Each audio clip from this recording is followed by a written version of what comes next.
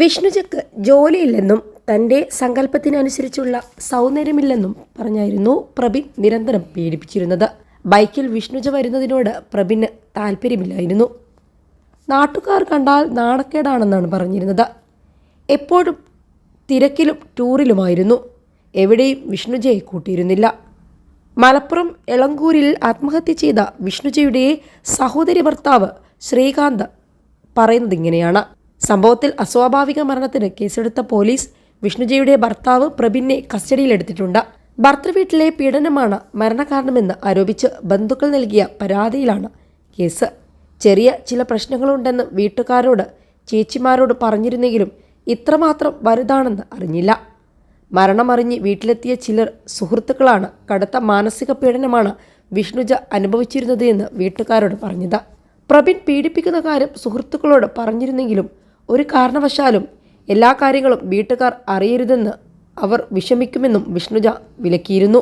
1 ലക്ഷത്തോളം സന്തുഷ്ടരായ ഉപഭോക്താക്കളും 2 ലക്ഷത്തോളം തിമിര ശസ്ത്രക്രിയകളും പൂർത്തിയാക്കിയ മലബാറിലെ ഏക കണ്ണാശുപത്രി Al Salama high hospital, hospital road, Perinthalmanna.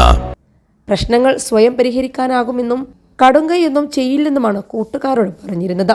വീട്ടുകാർ ഇടപെട്ടാൽ പ്രബിനുമായുള്ള ബന്ധം ഒഴിവാക്കി വീട്ടിലേക്ക് തിരിച്ചു കൊണ്ടുവരുമോ എന്നായിരുന്നു അവളുടെ പേടി. തനിക്ക് ജോലി കിട്ടിയാൽ പ്രശ്നങ്ങൾ തീരുമെന്ന് കരുതിയാണ് ഇത്രയും കാലവും അവിടെ പിടിച്ചു നിന്നത്. കോഴ്സ് തീർന്ന് പരീക്ഷ കഴിഞ്ഞാൽ സ്വകാര്യ സ്ഥാപനത്തിലെങ്കിലും ജോലി കിട്ടുമെന്നും അതോടെ പ്രബിന് തന്നോടുള്ള പ്രശ്നങ്ങൾ മാറുമെന്നുമായിരുന്നു വിഷ്ണുജയുടെ പ്രതീക്ഷ. 3 പെൺകുട്ടികളാണ് വിഷ്ണുജയുടെ മാതാപിതാക്കൾക്ക്. താൻ വീട്ടിൽ വന്നു നിന്നാൽ പ്രായമായ അച്ഛനും അമ്മയും ബാധിതയാകുമെന്ന് ഭയന്നിട്ടാകാം ആരോടും പറയാതിരുന്നത്. ഒരു തവണ ഫോൺ വിളിക്കുമ്പോൾ പ്രബിൻ വഴക്ക് പറയുന്നത് കേട്ട് എന്താണ് പ്രശ്നമെന്ന് അച്ഛൻ ചോദിച്ചിരുന്നു. ചെറിയ പ്രശ്നമാണ്, സ്വയം തീർത്തോളാമെന്നായിരുന്നു അവൾ പറഞ്ഞത്. പരിചയമില്ലാത്ത നമ്പറിൽ നിന്ന് അരീക്കോടുള്ള വിഷ്ണുജിയുടെ ചേച്ചിയുടെ ഫോണിലേക്ക് വിളിച്ചാണ് മരണവിവരം അറിയിക്കുന്നത്. അടുത്ത് താമസിക്കുന്നത് ഞാനായതിനാൽ ചേച്ചി എന്നെ വിളിച്ച് വിഷ്ണുജിയുടെ വീട്ടിൽ എന്തോ പ്രശ്നമുണ്ടെന്നും ഉടനെ അങ്ങോട്ടേക്ക് പോകണമെന്നും പറഞ്ഞു.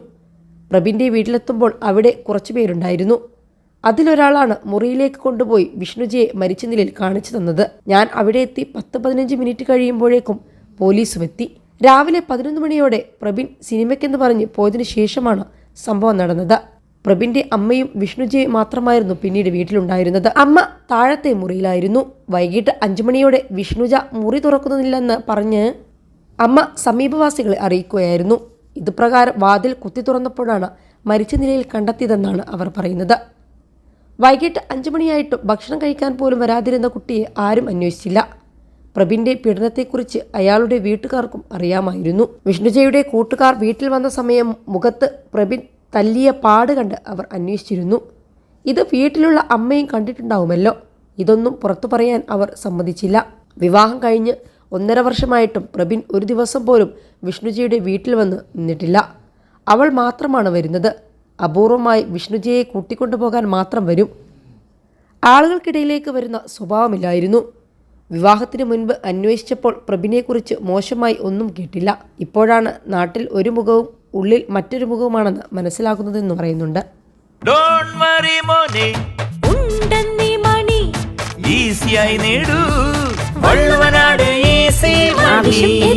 പണം ഞങ്ങൾ തരും.